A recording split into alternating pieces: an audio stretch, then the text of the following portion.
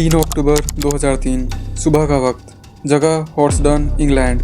Dave king नाम का एक बंदा जिम से बाहर निकला ही था कि तभी एक वाइट ट्रांजिट वैन उसके पास आकर रुकती है और किसी को कुछ समझ आए उससे पहले ही एक आदमी वैन की खिड़की से बाहर निकला और सिर्फ 3 सेकंड्स में उसने AK-47 के पूरे 26 राउंड्स डेव किंग पे फायर कर दिए, जिसमें से 5 गोली डेव के शरीर को चीरती हुई निकलती है।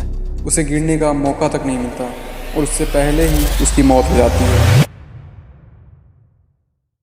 6 फीट 3 इंच का डेव किंग यूके का एक जाना माना ड्रग डीलर और बॉडी बिल्डर था, जो एक ड्रग सप्लाई करने वाली ऑर्गेनाइजेशन का हिस्सा था। ये ऑर्गेनाइजेशन यूके में हजारों किलो हीरोइन का सप्लाई करती थी।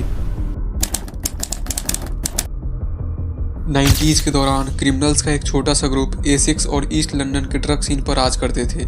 ये ग्रुप 3 ड्रग डीलर्स चला रहे थे, टोनी टकर, पैट टेट और क्रैग रोल्फे, और ये तीनों ही द A6 बॉयज के नाम से जाने जाते थे। अर्ली 90s में डेव किंग पहली बार टोनी टकर के कांटेक्ट में आया, जो उस वक्त नॉर्थ लंदन में सप्लीमेंट्स की शॉप चला रहा था, और इन दोनों के बॉडी बिल्डिंग के कॉमन इंटरेस्ट होने की वजह से इनके बीच काफ़ी अच्छी दोस्ती हो गई। इन दोनों ने XWBC super middle wait boxing champion निगल बेन के लिए माइंडर के तौर पर काम किया, और इसके साथ मिलने वाली अटेंशन और सेलिब्रिटी एक्सेस का इन्होंने पूरा फ़ायदा उठाया। इसके साथ ही डेव किंग क्लब डोर्स पर बाउंसर का काम भी करता था। डेव की वहाँ काफ़ी अच्छी रेप्यूटेशन बन चुकी थी कि तभी डेव किंग को एक आदमी पर वायोलेंट अटैक करने के केस में जेल जाना पड़ता है। जब डेव किंग जेल में था उसी वक्त टोनी टकर, पैट टेट और क्रैग रोल्फे, इन तीनों का मर्डर कर दिया गया। उनकी बॉडीज एक रेंज रोवर के अंदर मिली जो A6 के एक गांव रिटेंडन के पास खड़ी थी। जेल से रिलीज होने के बाद किंग एक दूसरे क्रिमिनल ऑर्गेनाइजेशन के साथ जुड़ गया जिसका नाम था कैनिंग टाउन फर्म। वहाँ उसकी दोस्ती डैरेन पियरमैन से हो गई और पियरमैन उस वक्त तक कैनिंग टाउन फर्म का फेस बन चुका था। एक दिन एपिंग फॉरेस्ट कंट्री क्लब के बाहर पियरमैन की लड़ाई रॉनी फुलर से हुई, जो इसी क्लब के लिए बाउंसर का काम करता था। इस लड़ाई के दौरान पियरमैन बहुत बुरी तरह जख्मी हो गया और हॉस्पिटल पहुंचने से पहले ही उसकी मौत हो गई। कुछ दिन बाद फुलर और उसका एक साथी पुलिस बेल पर जेल से बाहर छूट गए, लेकिन 29 अगस्त सन 2000 को एक हिटमैन ने फुलर को उसके घर के बाहर गोली मारकर हत्या कर दी।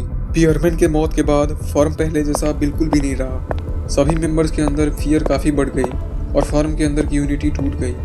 इसलिए किंग ने फर्म छोड़ दी और वो अपना खुद का एम्पायर बनाने में लग गया, और यहीं से जन्म होता है डेव किंग के एक नए वर्जन रोलेक्स डेव का।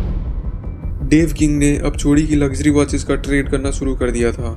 पुलिस इन्वेस्टिगेशन ने किंग को लंदन के ल्यूक्रेटिव स्टोलन वॉचेस ट्रेड से जोड़ा और यहीं से उसे रोलेक्स डेव का निकनेम मिलता है।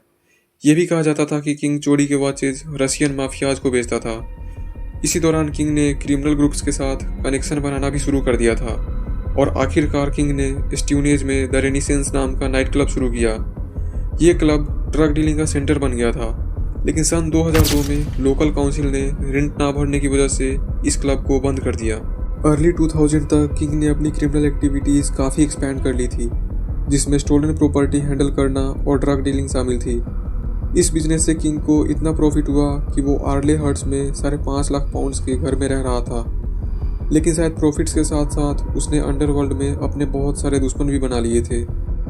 डेव किंग इन डेंजर्स को अच्छी तरह जानता था, इसलिए वो जहाँ भी जाता था पूरी सेफ्टी के साथ जाता था। कि तभी जून 2002 में 14 केजी ड्रग्स पकड़े जाने के केस में किंग और उसके 4 साथी अरेस्ट हो जाते हैं। इन सभी पर ड्रग ऑफेंस के चार्जेस लगे, लेकिन किंग के खिलाफ कोई स्ट्रॉन्ग एविडेंस न मिलने के कारण उसे छोड़ दिया गया।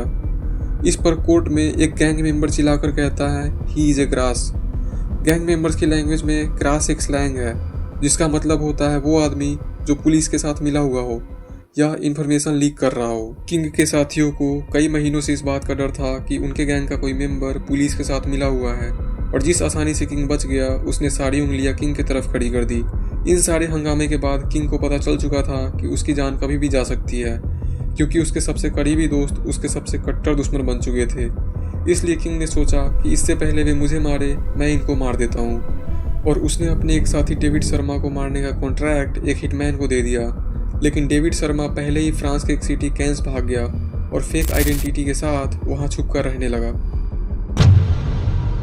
जब किंग के बाकी 2 साथी रोजर विंसेंट और डेविड स्मिथ को किंग के मर्डर प्लान के बारे में पता चलता है, तो उन्होंने किंग को मारने के लिए एक आर्म्ड रॉबर डीन स्पेंसर को हायर किया। 22 सितंबर 2003 को स्पेंसर किंग को मारने उसके स्टीवनेज वाले घर पहुंचा, लेकिन जब उसने देखा कि किंग ने बुलेट प्रूफ वेस्ट पहन रखा है तो वो समझ गया कि उसकी छोटी सी पिस्तौल किंग का कुछ नहीं बिगाड़ सकती और वो वहाँ से डरकर भाग गया।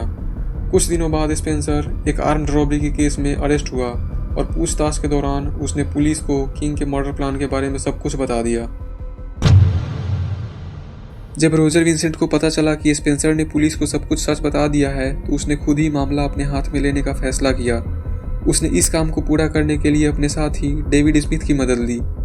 विंसेंट और स्मिथ को पता चल चुका था कि किंग को मर्डर प्लान के बारे में जानकारी मिल चुकी है और सेफ्टी के लिए वो बुलेट प्रूफ वेस्ट पहनता है, इसलिए इन्होंने हंगरी में बने स्पेशल कलशनिको AK-47 ली जो बुलेट प्रूफ वेस्ट को भेजने में पूरी तरह सक्षम थी और उन्होंने अपना काम शुरू कर दिया। विंसेंट और स्मिथ ने किंग पे नज़र बनाए रखा जब तक उन्हें उसे मारने का मौका नहीं मिल गया। फाइनली ये मौका इनको 3 अक्टूबर 2003 को मिला जब डेव किंग अपने बॉडीगार्ड इयन क्रॉकर के साथ फिजिकल लिमिट्स जिम से बाहर निकला।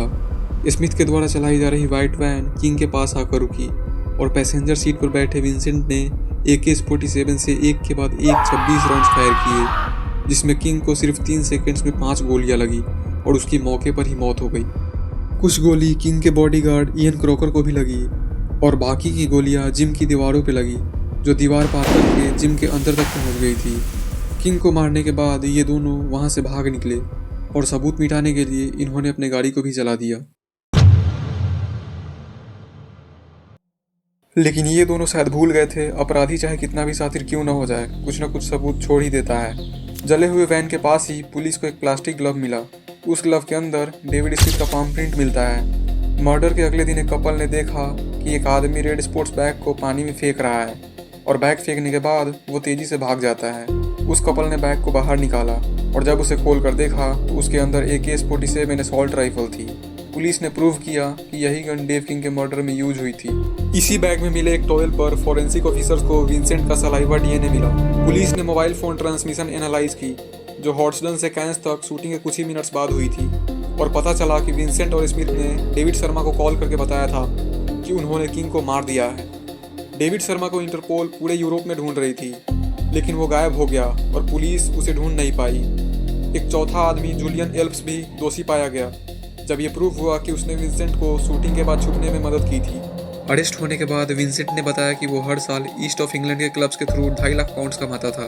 कोर्ट के ऑर्डर से 1.6 मिलियन पाउंड्स के एसेट्स को फ्रीज कर दिया गया क्योंकि ये सारे फंड्स ड्रग ट्रैफिकिंग और मनी लॉन्ड्रिंग से जुड़े थे। डेव किंग के मर्डर के जुर्म में विंसेंट को 30 साल की सजा सुनाई गई और उसके साथ ही डेविड स्मिथ को 25 साल की सजा सुनाई गई। एल्प्स को विंसेंट की मदद करने के लिए 5 साल की जेल हुई। डेव किंग की डेथ पूरी हॉर्स्टन कम्युनिटी के लिए एक शॉकिंग घटना थी।